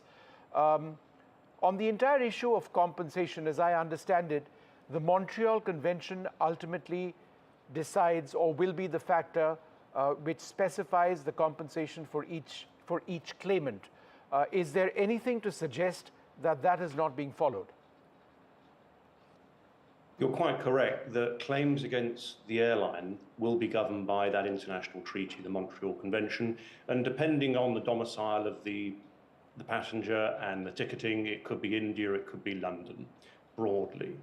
And that's very straightforward, and we've seen it happen lots of times before. I think I would reframe the word compensation, because I've been sitting down with a lot of British families this week. And you can't compensate for the loss of lives. I take that point. Is that what you're... That's true, but I think actually financial justice is almost a better word than compensation, and that is not the top of their lists. A lot of the British families still have not got their loved ones back to them so that they can be properly buried and said goodbye to. That's the first thing. The second thing, yes, they do know what. They want to know what happened, and they're very interested in this preliminary report, and they want to prevent future deaths. That's a really big theme that's come out from the meetings I've had with these lovely British families. And then, of course, you have the financial justice side of it. And there are two potential claims. There is one absolute claim against Air India. For a lot of our families in the UK, that would be in the High Court in London. But also, our technical team has been looking into the known facts of this tragedy. We know that the Ram air turbine was deployed. That only happens if something very serious has gone wrong just beforehand. We also know that both engines were not giving enough thrust. So another serious problem. So we are looking very closely at Boeing's involvement in this, and we are advising our families that they have two claims. One against Air India, probably in the High Court in London, but also a claim against Boeing in federal court in Virginia in the United States. Now, in terms of the claim against Air India, what Air India has been saying, in fact, they've come out with a statement today, is that they've denied reports that there has been a deliberate inconvenience which has been placed upon the families in order that they get the financial claims that they are making. They've denied reports that they are, people are being forced to sign papers disclosing their financial dependency, etc., etc. They're saying that the questions which have been asked are basic questions which they require to help process the financial compensation, right? Is there anything that suggests that they're wrong in saying that? I must say I have to agree with Air India on this. I was rather surprised. Good lawyers are supposed to solve problems, not create problems. And we've looked at the questionnaire. It asks simple statements of fact. And claims have to be made honestly. And ultimately, in a year or two, a judge, whether they're in India or London or the US, will be looking at the evidence of the loss of each family. So what is put down on a questionnaire a couple of weeks after the accident does not have that much bearing. I think it's a non-issue, it really is, and it's not what the families need. So we've been advising our families, look, that questionnaire is standard operating procedure.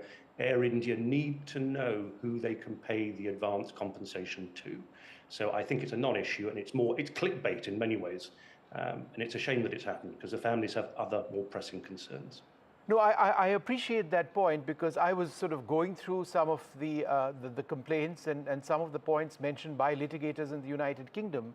And it seemed to me that at a time when these families have been so hurt, so affected, and remain affected, to sort of push them into believing, or potentially pushing them into believing that they were not being properly compensated financially, that the system was obtuse, that they were being denied justice, that the insurance claim wasn't being processed the way it should be, sort of is not the fact, as I understand it. I mean, the Tatas, above any insurance, right, have come in with approximately £85,000. That is just separate to everything else. Then, as I understand it, there is an approximate figure of £155,000, which each family member who's lost somebody deceased could get. But that amount obviously is not a fixed amount. It depends on each case. And towards that claim, there is already a certain amount that Air India has disbursed. So therefore, I'm just trying to understand, is there anything wrong that has happened thus far in this process? In my view, and having spoken with a lot of British families, I can see nothing that has been done wrong by Air India or their insurers. I was in contact with the London lawyers for Air India and their insurers yesterday, and I made this very same point. I said, look, let's concentrate on helping the families, processing the payments, and this is a sideshow about the question. Right. It's not what the families need. So we've been very straightforward, a cards on the table approach. It's a non-issue. Right. There's no point driving it between families and Air India. I mean, why would one do that? I'll let your viewers draw their own conclusions. No, I think I think there are a lot of people drawing that conclusion, and I'm glad that you've said it directly. The last thing, and I'll say it even more directly, the last thing that impacted families need are lawyers pushing them into a scenario where they feel that they're not getting what they are owed, and then trying to get into a larger legal case for their own financial gain. I mean, I would say directly, there is a sense at some levels that may be happening. Is that what you're saying as well? I'll let you say that. I have to be slightly more diplomatic, of course. Look, my job as a lawyer is to make these complex processes as simple for these poor families. Most of them are still in disbelief. A lot of them are angry, and a lot of them are very sad. So what we do is we hold their hands as a family and say, look, we'll lead you through the processes. If we see anything that has a red flag, we'll tell you. But our job is to try to reduce the drama. You've had enough drama and bereavement already. Okay. Let's talk about the crash itself. You spoke about the ram air turbine being deployed. That seems to indicate that shortly after the aircraft took off, the engines throttled back, or for whatever the reason was, there was no thrust available. Therefore, there are three players here to whom questions must be asked. Air India, potentially for maintenance, potentially for pilot error, potentially for a host of reasons. General Electric, the manufacturer of the engine itself, and of course Boeing, the manufacturer of the Dreamliner. Based on what you have seen in terms of the footage, what you have read, do you believe that there is a needle of suspicion, perhaps equally on all three at this stage? I think the focus is primarily on Air India and Boeing.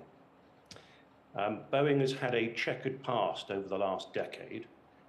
We're all aware of the whistleblowing issues, the Boeing 737 MAXes, the deferred prosecution in the United States, $1 billion in fines. But more importantly, I think consensus amongst the experts is the Ram Air turbine was deployed. Yes. Now, we don't know at what point. We are assuming it was probably just past V rotation. So you're past the point of no return.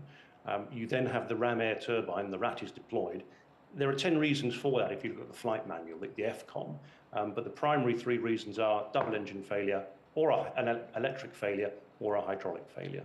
And that's bad news if you've just taken off. So the question then is, okay, what caused the RAT to deploy?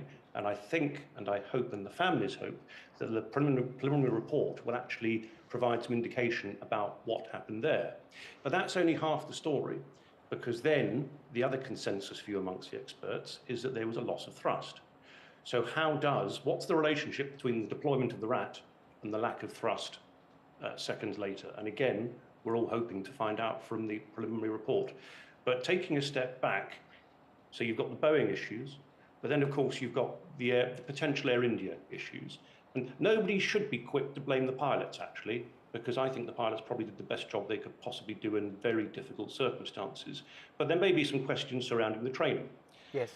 So we'll have to see. And just taking a step back on the legal process, the claims against Air India under the Montreal Convention, it's presumed liability with no cap. Right. And it would be for Air India to provide evidence to show they were not negligent. And if they get to do that, then they limit their exposure to about $200,000 per passenger. But that has not been done, in my knowledge, in any court in a case like this, where the airline has not had 1% of fault or negligence. So we shall see. So that's a really important point for our viewers to also understand. It's for Air India to prove the cap on liability, right? Yes. And there is no absolute cap. No. What is the logic in that? Because no matter what the company, nobody can afford, an insurance claim or whatever claim beyond a certain limit or indefinitely. Why is there no cap? I mean, what is the logic in the law? Whilst there is no cap, the claims have to be submitted on evidence, okay, under whichever local law. So it's not just unlimited amounts of money. You still have to prove your claim, whether that's under Indian law or English law or American law. And certainly most lawyers know that America is the most generous jurisdiction on the planet when it comes to providing financial justice for families. And the average awards there in air crashes are between $8 and $10 million per passenger. Right. It's a very different story in India. It's a very different story in England. But that sort of financial exposure is adequately covered by the $1.5 billion of insurance that Air India has, and at least the $2 billion, $3 billion policy that Boeing has. Yeah. So corporates are protected. And I think the idea is families should not have to prove a fault in a very technical tragedy when they've lost the most important things in their lives, which is why there's this reversion or the reverse of the kind of the burden of proof. It's not on the families, it's on the airline. And I think that's been the philosophical position since 1929. You were talking about issues with the Dreamliner. The balance argument would, of course, be that there's never been a Dreamliner crash before this, a fatal Dreamliner crash. However, there has been at least one incident of an ANA aircraft after landing where the thrust on the engines rolled back in an unexpected manner. As I understand it, and correct me if I'm wrong, it had something to do with software configuration or possibly a software glitch.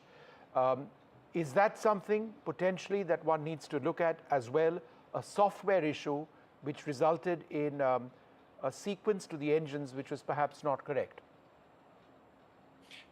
Vishnu, it's a good point. We're well aware of that ANA incident.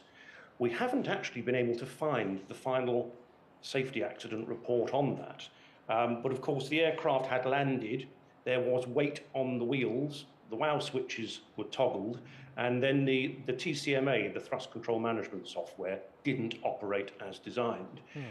That's only really supposed to happen if you're on the ground. And, you know, goodness forbid if that had happened in the air. We just don't know. It's one of the possibilities out there.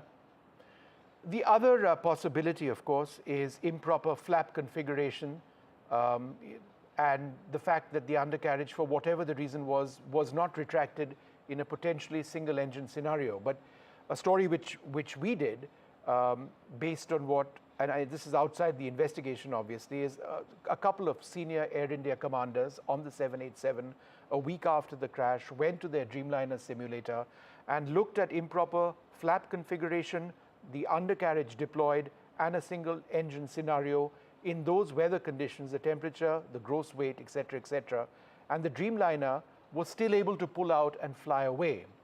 Now, that is an evidence. No one is suggesting that it is.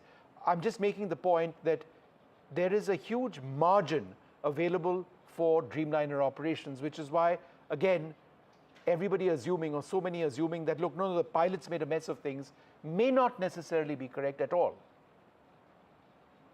I think that's quite right. We don't personally think that one of the theories that the flaps are retracted rather than the gear was a probable cause. We just don't think that's credible. And in terms of taking off with the wrong configuration, well, that aircraft's going to give you plenty of warnings. Yeah. I mean, if you look at the flight crew operating manual, you're going to get alerts and alarms. Something really bad happened just after rotation, which caused the rat to deploy. We don't know what happened after that. We do know that the rat does not power the autothrottle. It's like the cruise control in your car. And if that autothrottle, which would have been managing the thrust for the takeoff and the climb, was depowered because there wasn't enough electricity and the rat certainly doesn't power it, then that could be a real problem. And then don't forget that when flight crew, even experienced flight crew, are faced with a surprise situation, there's always a startle effect. So there's a delay of 3 to 4 seconds, and that's only human. But that crew didn't have much time to do much. So we'll see. Hopefully the preliminary report will give us further facts, which we can then look at very carefully. Are you disappointed in any way at the flow of information from the investigators? Just public information. There's only been one major release, sort of identifying when the black boxes were brought to Delhi and the process of downloading data began. The NTSB is among the players who are involved in some way, shape or form. Or do you believe that preliminary information provided thus far is okay, given the fact that we've got just about another week until which time India is obligated to sort of reveal something?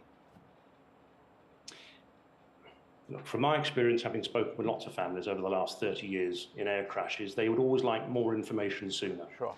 But you have to balance that with the responsibilities of the air safety investigators.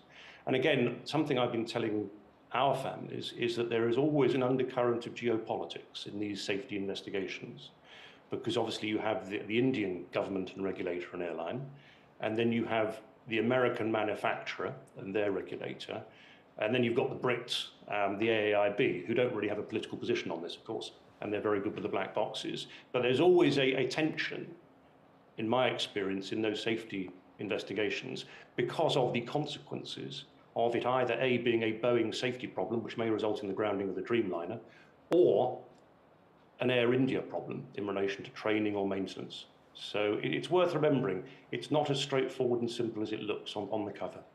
And I think that really was my last question to you. We could potentially be looking at hundreds of Dreamliners around the world being grounded, at least temporarily, for spot checks at the very least.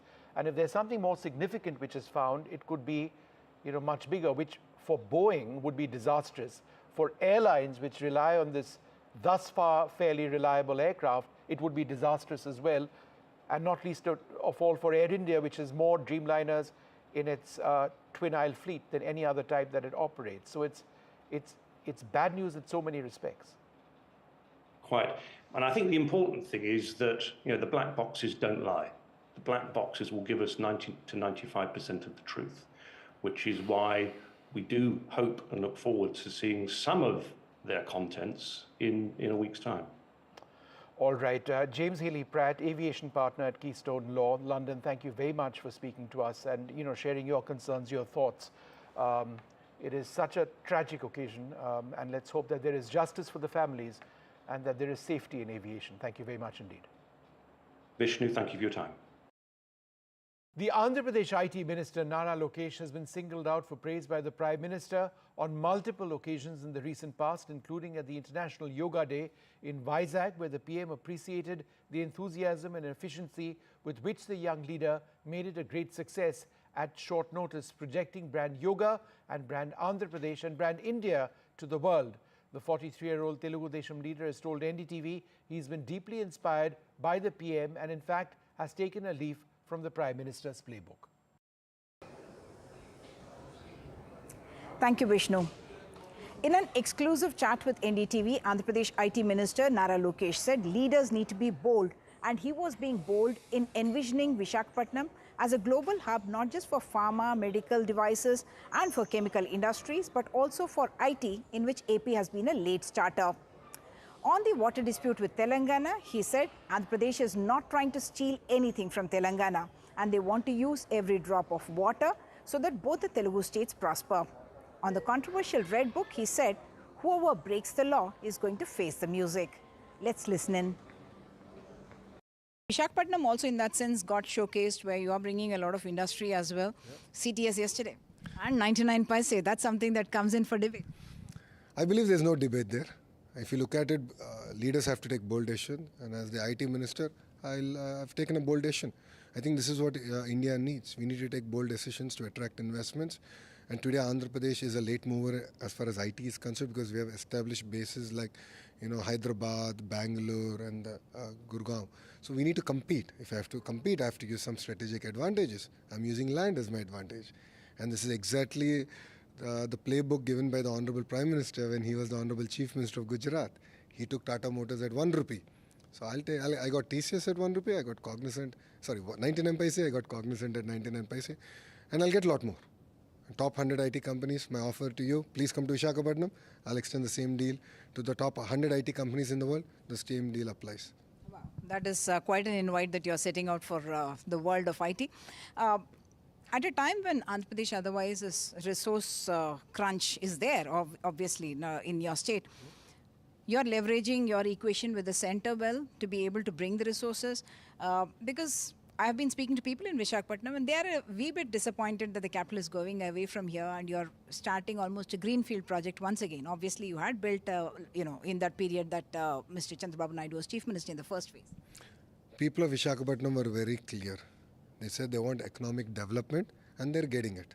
The new airport is under construction. You have TCS here. You have Cognizant here. India's largest steel plant is coming here. This is going to be the hub for the world for chemical and pharma manufacturing. We are already India's hub for medical devices manufacturing. And this is all in and around Visakhapatnam. People of Visakhapatnam gave a clear mandate that they don't want 3 capitals. YCP did not even win 1 seat in this area. It was a clear mandate that Amravati is our capital, but we want decentralized development. And we have done it, and we're going to do even more.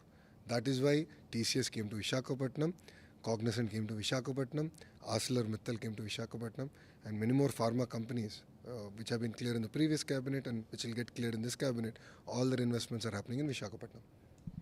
Mr. Naidu also spoke about developing Rayalaseema, getting the Polavaram Bankacherla project, and that has run into trouble because Telangana is raising objections, saying that you're taking away our rights and there is no statistic. They claim that there is that much of surplus water. Then why have you put the NOCs for all the projects that are still ongoing Telangana's behalf? No, if you look at it, there is water going to the sea. Why should we let so much water go to the sea? We need to harvest. There are going to be world wars on water. So it's very important to build projects so that every drop of water is saved, is used effectively. So what we are doing is the excess water that's flowing into the sea, We're harvesting it, taking it to the drier parts of the state. And I believe this is the way that every state should do. And when they build projects like Kaleshwaram, we didn't create any issue. The projects are operational. Well, okay, they're in a different challenge altogether in terms of design, but that is what it is. We are not going to let water go to the sea. Any excess water, every drop we want to use it. We want to conserve it, we want to save it. Are you going to try and de-escalate the situation? Because there is a build-up, political or otherwise, saying that there is tension between the two states, because that's traditionally water has been something that all states fight about, and the two Telugu states specifically. So. No, it was always the case in the past because of politics. But Mr. Naidu has made it very clear. Two Telugu states, we have to prosper together. We were a combined state, now we are a bifurcated state. Let's work together. We are not here to steal anything from each other. I think together we can do a lot more. And that was the message that the Honorable Chief Minister gave in his press conference, and we all stand by it. Your Red Book is always in discussion everywhere. People keep quoting the Red Book and saying we are also making a similar one. Is that something that you think political parties need to do? Because it seems to become a case of victimization when you come into power, especially for the bureaucrats or others who were involved with the previous regime. Well, if they break the law, do you want me to keep quiet? If you look at it in Andhra Pradesh, the officers who have been placed under suspension are officers who broke the law. Then legal action has to be taken. Please tell me any case, then I'll tell you what kind of action has been taken and why that action has been taken.